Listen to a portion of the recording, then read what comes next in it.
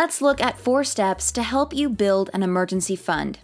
Step number 1, start small. It's always a good idea to have some money set aside in case of an emergency, but it can be difficult to get started. One way to make it more manageable is to start small.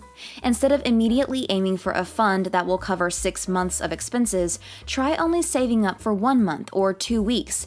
Then you can gradually increase your savings until you reach your goal. This approach can help to ease the financial burden and give you a better chance of success. In the meantime, be sure to create a budget and make other preparations in case of an emergency. That way, you'll be as prepared as possible should the worst happen. Step number 2, create a habit of contributing to your emergency fund. Once you have decided on how much to save for an emergency fund, the next step is to make regular contributions. This could mean setting aside a fixed amount each week or month, or simply making a point to save whatever you can each pay period. The important thing is to make saving for an emergency fund a regular habit. This will help to ensure that you always have money set aside in case of unexpected expenses. By taking these steps, you can quickly build up your emergency fund and give yourself a peace of mind in case of an unexpected financial emergency.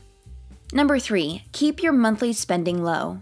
When you are trying to save money for an emergency fund, it's important to keep your monthly spending low. This means that you should avoid unnecessary purchases and instead focus on essential expenses. One way to do this is to create a budget and stick to it. This will help you to track your spending and see where you can cut back. You can start to cut back on small expenses so you can free up more money to put toward your emergency fund each month.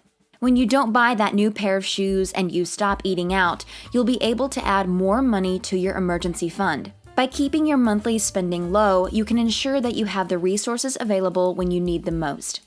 Before I move on to the last step, make sure you subscribe and click the bell. That way you'll be the first to see my next money-making video. Step number 4, don't oversave. While it's important to have a healthy emergency fund, you don't want to oversave. Most people store their emergency funds in a low-interest account where it isn't growing much. If that's you, stop adding money to your emergency fund once you reach your goal amount. Instead, deposit your money into an IRA or 401k so time can let it grow more. Once you've built up your emergency fund to a comfortable level, there's no need to keep putting money into it. You can start using that money to help reach other financial goals, like saving for retirement or investing in a new home.